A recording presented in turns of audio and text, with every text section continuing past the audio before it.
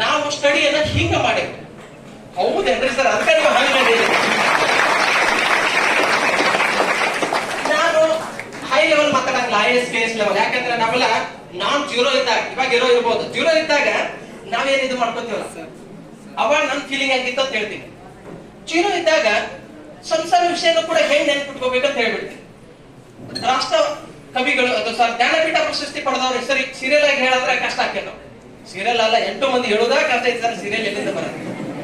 ಕುವೆಂಪು, ದ.ರಾ ಬೇಂದ್ರೆ ಅವ್ರು ಯಾರ್ಯಾರು ಹೆಂಗೆ ಪಡೆದಾರ ಗೊತ್ತಾಗಲಿಲ್ಲ ಅಂದ್ರ, ಕುದಿಶ್ ಮಾಡಿದ ಕಡಬ ವಿನಾಯಕನ ಮೂರ್ತಿಗೆ ಹಿಡಿದ ಗಿರೀಶ್ ಕಂಬಾರ್.